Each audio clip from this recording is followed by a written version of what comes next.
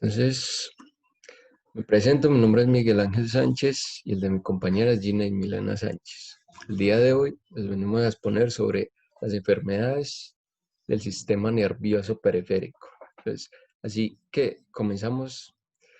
Para poner un poquito en contexto, primero queremos explicar qué es el sistema nervioso periférico y algunas de sus partes. Entonces, paso la diapositiva. El sistema nervioso periférico está constituido por todos aquellos elementos que no son el cerebro, el cerebelo y médula espinal. Por tanto, se puede concluir que el SNP está constituido por los ganglios, que es una agrupación de neuronas, los nervios periféricos, que es una agrupación de fibras, que a su vez contienen dos tipos de fibras, que es las fibras aferentes y las fibras eferentes.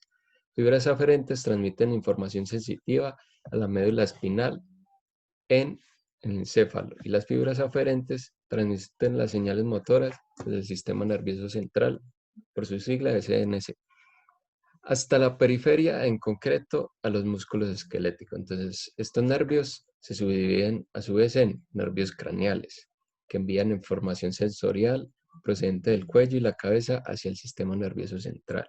Son 12 pares de nervios craneales. Y los nervios periféricos, que envían información sensorial, tacto y olor del tronco y las extremidades hacia el SNC.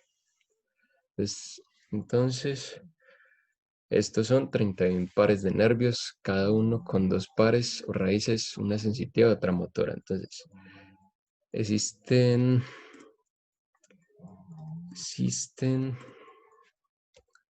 estos son los nervios craneales que se pueden ver ahí. Ya pasamos a ver el video. Dividido en dos partes: la rama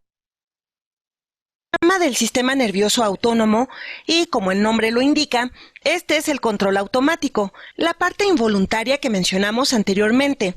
Además de esto, tenemos la rama de lo que controlamos a voluntad, que se llama sistema nervioso somático. Es algo que podemos controlar. En el sistema autónomo tenemos dos partes. Una es el sistema nervioso simpático. Lo hemos mencionado cuando hablamos del ganglio simpático, que es parte del control involuntario. Además, hay un sistema nervioso parasimpático, que está en una situación de equilibrio con el sistema nervioso simpático. El sistema nervioso somático tiene una función: controlar el músculo voluntario. El neurotransmisor que se usa aquí y que escribo entre paréntesis es la acetilcolina y la abreviamos como ACH. ¿Y qué hay de los neurotransmisores que son usados por los sistemas nerviosos simpático y parasimpático? Pues ya los conocemos, al menos el del sistema nervioso simpático. Y los podemos recordar preguntándonos ¿qué es lo que hace el sistema nervioso simpático? Seguramente han escuchado acerca de la respuesta de pelear o huir. Esto ocurre cuando nos encontramos en una situación peligrosa en la que el cuerpo dice: «Oh no, me puedo morir en cualquier momento», lo que activa el sistema nervioso simpático para poder pelear o huir. La adrenalina comienza a fluir por el cuerpo, el corazón comienza a latir más fuerte y más rápido para poder enviar más oxígeno a las piernas y así poder correr más rápido y escapar. Esto es pelear o huir. Mencioné la adrenalina, que es una hormona endocrina que es secretada para ayudar con esto, pero tiene una amiga neurotransmisora que hace lo mismo. Y esta amiga que voy a escribir no es la adrenalina, sino noradrenalina, también llamada norepinefrina. Vamos a escribirlo: norepinefrina o noradrenalina. Este es el neurotransmisor del sistema nervioso simpático. ¿Y qué hay del sistema nervioso parasimpático? Pues, curiosamente, usa el mismo neurotransmisor que el sistema nervioso somático. Y la forma en la que podemos diferenciarlo del sistema nervioso simpático es que mientras que el sistema nervioso simpático se activa en estos momentos superintensos para pelear o huir, el propósito del sistema parasimpático es más relajado, ya que es para descansar y digerir, como cuando van a dormir y se tratan de relajar para que disminuya el ritmo cardíaco, de manera que los músculos y el corazón no se contraigan tan rápidamente, o si han comido una gran cena y necesitan digerir ese alimento, El sistema nervioso parasimpático le dirá al estómago que deshaga ese alimento para poder digerirlo en el intestino, a donde lo expulsa con el movimiento de los músculos suaves. Eso es logrado por la acetilcolina. Muy bien, estas son las dos divisiones principales del sistema nervioso central.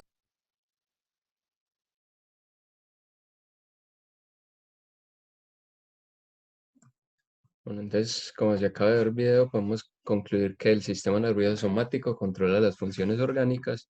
El sistema nervioso autónomo, también llamado vegetativo, sirve para transmitir impulsos entre el SNC y otra área del cuerpo. Entonces, pasamos la diapositiva.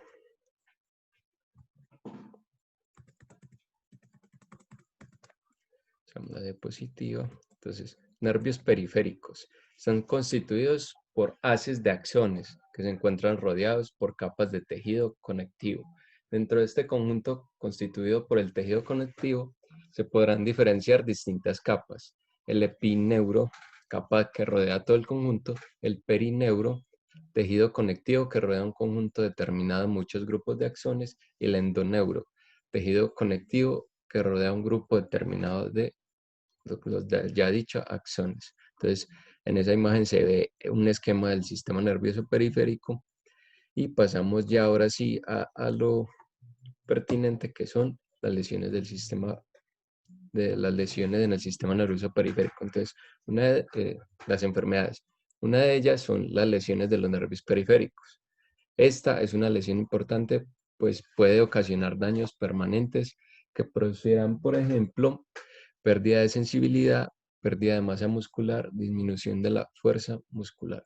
Entonces, hay que tener en cuenta que en muchos casos el nervio periférico dañado es capaz de autorregenerarse, gracias a que las células de Schaumann producen factores estimulantes del crecimiento.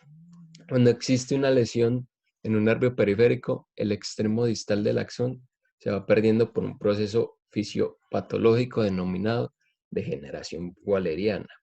Entonces, ¿qué es? Es eso que se ve en la imagen, donde se muestra cómo se degenera. Entonces, esta conlleva a la eliminación y el reciclaje de los axones y de los materiales derivados de la mielina por las células de Schaumann que permanecen en el lugar de la lesión. Entonces, como característica de esta generación valeriana, cabe destacar que existe una pérdida de excitabilidad, que los síntomas aparecen entre los 7 y 10 días después de la lesión. Entonces, buscamos y según la clínica que estudia esta degeneración, se distinguirá dos tipos de síntomas, los sensitivos y los motores. Entonces, los síntomas sensitivos se pueden observar los siguientes síntomas, que son la dificultad a la hora de diferenciar distintas texturas, el paciente describe una sensación algodonosa o acorchada en las manos y marcha inestable. Entonces, estas afectan las fibras amiélicas y se puede observar que se siente una sensación urente, disestesias y hiperalgesia. Entonces, los síntomas motores, en cuanto a estos, se ve la debilidad distal y la atrofia muscular.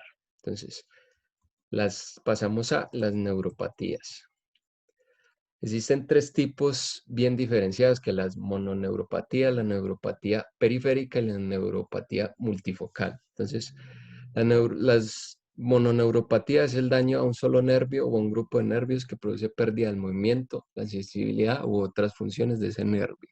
Entonces, algunos ejemplos de mononeuropatías que se desarrollan a continuación son el síndrome del túnel carpiano, la disfunción del nervio cubital, la disfunción del nervio radial, la disfunción del nervio peroneo común. Entonces, los síntomas que se ven de estas son incapacitantes dolores, y se puede identificar la causa, se puede tratar eficazmente. Entonces existe la posibilidad de lograr una recuperación completa. También se ve la pérdida del control vesical o intestinal, la pérdida de sensibilidad, el entumecimiento, la parálisis, hormigueo y debilidad. Entonces, pasamos a que hay unos tratamientos que se pueden hacer, como lo son el ejercicio de fisioterapia para mantener la fuerza muscular y dispositivos ortopédicos. Entonces, también se puede ir a asesoramiento psicológico, ya que estas enfermedades suelen conllevar un cambio en la actividad laboral. Entonces, como se habló anteriormente, se iba a desarrollar el síndrome del túnel del carpo, ¿cierto? Que es la presión sobre el nervio mediano, el nervio de la muñeca, que proporciona sensibilidad de movimiento en la zona de la palma de la mano. Dedo en la palma de la mano, el dedo pulgar, el dedo índice, el dedo medio y al lado palmar del dedo anular. Entonces, esta afección aparece con más frecuencia en personas de 30 a 60 años y es más común en mujeres que en hombres. Síndrome del túnel del carpo es común en personas que ejecutan movimientos repetitivos de la mano y la muñeca, que son coser, pintar, conducir, escribir, entre muchos otros. Entonces, también esto trae muchos problemas de salud porque están asociados con trae muchos problemas de salud asociados con este síndrome, como fracturas de huesos y artritis de la muñeca, acromegalia, y hipotiroidismo, insuficiencia renal y diálisis. Entonces, los síntomas asociados a a este síndrome son entumecimiento o hormigueo en el pulgar y en los 2 o 3 dedos siguientes en una o ambas manos. Entumecimiento, hormigueo en la palma de la mano, dolor en la mano o en la muñeca en una o ambas manos, que puede llevar hasta el codo. Atrofia del músculo por debajo del pulgar, el agarre débil y debilidad en una o ambas manos. Entonces, a partir de aquí ya continúa mi compañera Ginée.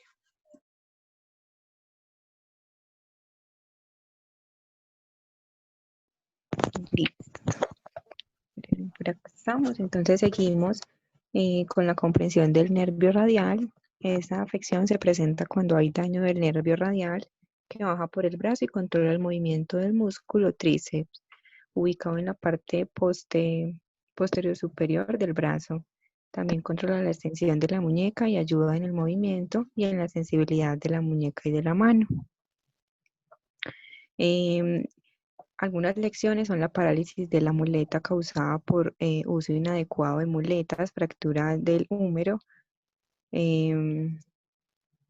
construcción prolongada y repetitiva de la muñeca, presión a la parte superior del brazo a causa de postura del brazo durante el sueño o si está durmiendo debido a una intoxicación, por ejemplo, una borrachera.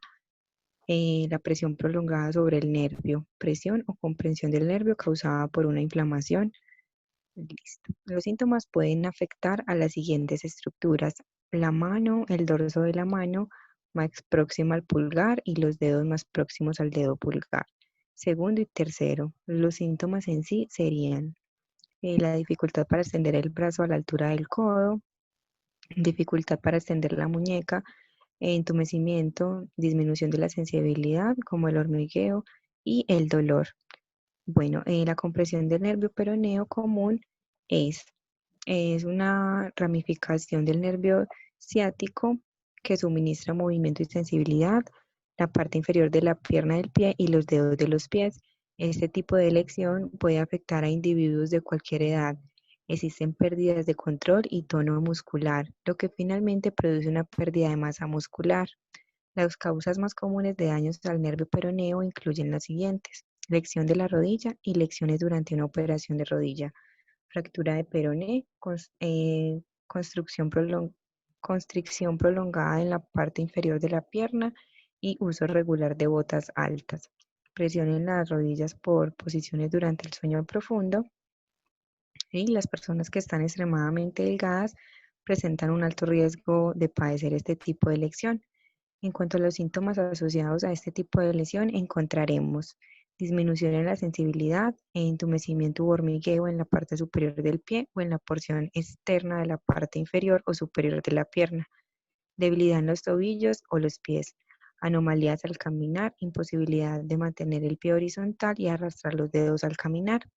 La neuropatía multifocal es el daño a un solo nervio o a un grupo de nervios que produce pérdida de movimiento. la sensibilidad u otra función de ese nervio.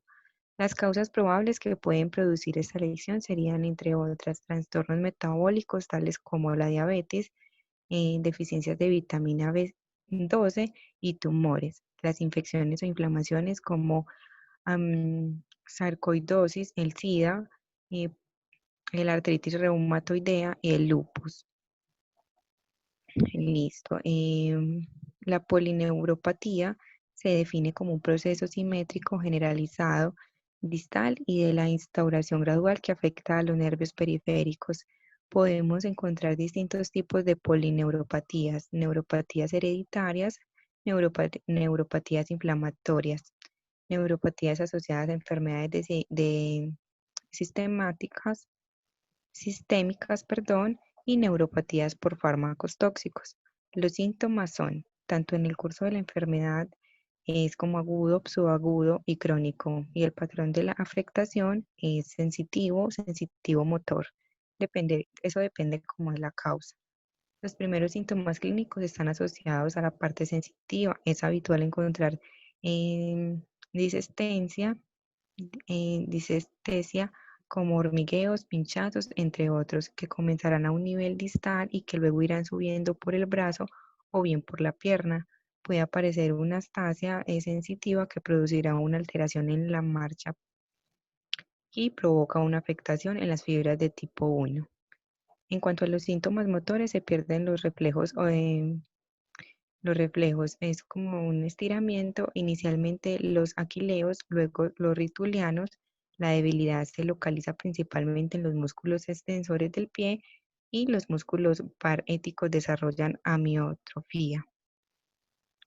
Listo, el diagnóstico. El diagnóstico se hará en base a la historia clínica, exploración física, estudios que son analíticos y neurofisiológicos. Listo.